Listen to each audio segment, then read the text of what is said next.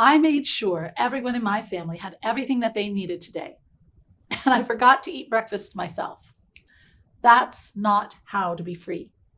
I cooked and I cleaned, and then cooked and cleaned some more. That's not how to be free. Like every night, I switched on the alarms of the home because I don't want someone to break in. That's not how to be free.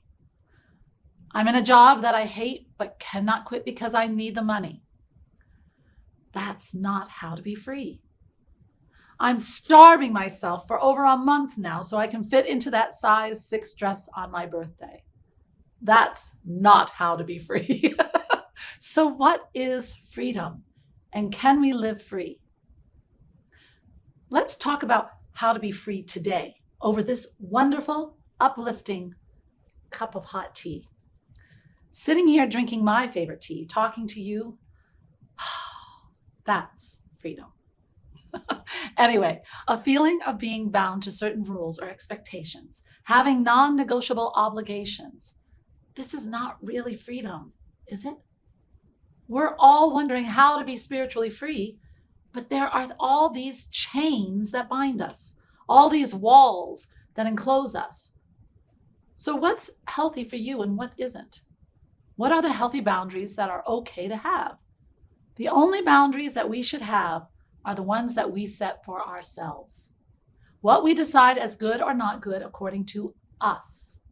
Healthy boundaries decide how we will not be taken advantage of by others. And these boundaries cannot take from us unless we give willingly. The boundaries put upon us by others or even by ourselves, but in the wrong way or for the wrong reasons, these boundaries limit us. Let me give you the example of someone who has personified the word freedom for decades. Mahatma Gandhi. He is a man who made the most powerful colonizing force in the world. The British bowed to his will. At the age of 18, when Gandhi expressed his desire to go to London to study law, his mother was very apprehensive. He was going to travel far away to a foreign land, leaving behind his wife and his newborn son. He put them at ease by vowing that he would abstain from meat, alcohol, and women while in London. He set those boundaries for himself. Those were healthy boundaries, high moral standards that he set for himself. But then, 5 years later, when he went to South Africa as a lawyer, he was subjected to extreme racism and prejudice. He wasn't allowed to sit with the Europeans in stagecoaches. He was thrown off a train for refusing to leave the first class. Indians were not allowed to walk on public footpaths in South Africa. One time, Gandhi was kicked off the footpath and onto the street without warning by a police officer. That's not how to be free. He certainly wasn't free. These were boundaries imposed by others. His spirit was chained, and he fought. He spent 21 years in South Africa, got involved in politics, and rallied people against racism. Much later, after his passing, proclaimed a national hero in the country. No price is too high for freedom. It is the breath of life itself. So what does freedom mean to us? And why do we hate boundaries so much? Let me explain. Say I'm imprisoned in my room. I would hate it. I would fight for my freedom. Then if I'm allowed to roam within the confines of my house, I feel free momentarily, but then I'd feel limited by the house too. Then if I'm allowed to roam within my block, how long do you think I'd feel free? I'd want freedom from that too. Then the city, the state, the country. Yes, in every situation, I'd feel free for a while until I started to feel the boundaries. The moment we feel we experience a boundary set upon us, not of our choosing, we want to be free from it. So how do we be free in body, mind, and soul? There are 2 steps to this. First, we must recognize and break through our boundaries, our limitations. And the second step is to turn these limitations into possibilities. When we see a boundary, we cross it. When we feel bound by a set of chains, we break them. We feel free. But then we notice another boundary, another set of chains. We break them too.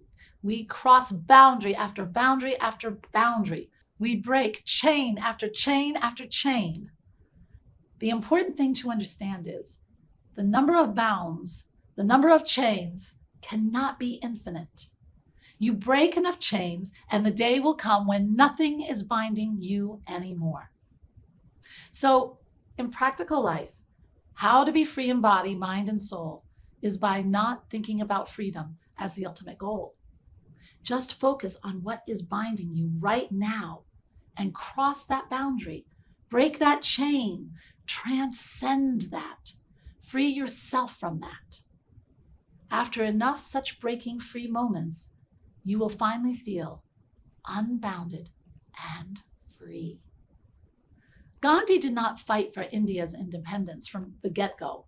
He worked towards it, one agitation at a time. At one time, it was nonviolent protests for farmers' rights. At another time, it was movement against unfair taxes. At another time, it was a call to boycott all foreign-made goods to help Indian artisans. Gandhi broke one chain at a time, crossed one boundary at a time. Now, you're probably thinking, how should I break these chains, cross these boundaries that limit my freedom? First of all, what are these limitations? Our mind, our emotions, even our body can be a limitation if we allow it to be. And all of these are also our possibilities. Let's say you feel limited by anger. The next step is to stop treating it like a devil that needs to be run away from. See it as a learning opportunity, a stepping stone to empowerment and spiritual growth. When you feel anger and resentment, ask yourself, what is this really about? Why am I really feeling this way? What's below the surface? Realizing and accepting, understanding your limitations is often your key to discovering your possibilities. Why do I get angry when people don't act as per my wishes? Is it because of my own lack of self-confidence?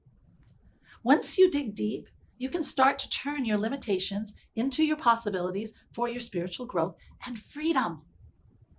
Another big limitation that most people face is the inability to say no. Gandhi said, "A no uttered from the deepest convictions is better than a yes merely uttered to please, or worse, to avoid trouble." It is your right to refuse. The next time you feel compelled to say yes when you'd rather say no, dig deep within. Ask yourself why you feel so. Is it a fear of rejection? Is it because you don't want to offend someone? Is it simply because you crave that praise about how helpful you are? Understanding your deep down reasons for not being able to say no will tell you a lot about yourself. And then you can turn those limitations into possibilities and feel free from that compulsion. Even Gandhi realized the limitations of frustration, of anger, of resentment towards the British. The violence that it led to was failing to accomplish freedom. He channeled those negative emotions into positive ways. He started the nonviolent, non-cooperation movement, wherein every Indian refused to cooperate with the British, but in peaceful ways. This finally led to India attaining freedom in 1947. This frail little man really showed the world how to be free in body, mind, and spirit. Bondage is limited while freedom is boundless. Right now, ask yourself this. What is it that makes you feel trapped and powerless? Do your circumstances limit what you can do or achieve? Is your inner critic telling you, no, you can't do this? Is your fear of failure stopping you from really being free? Think about what is under it all. You may find that they probably dissipate in the light of the truth. They don't hold up to scrutiny. When you see the truth about yourself is when you really learn how to be free.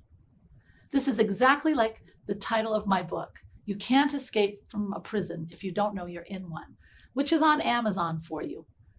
These limitations, these boundaries, are what create the possibilities that actually help us break our chains.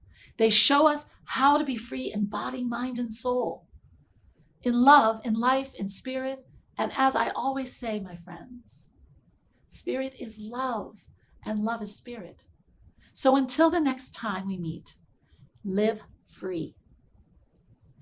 Namaste, my beautiful friends. Thanks for watching. Don't miss out on a single thing. Subscribe below. And here's something else I think you'll enjoy. Namaste.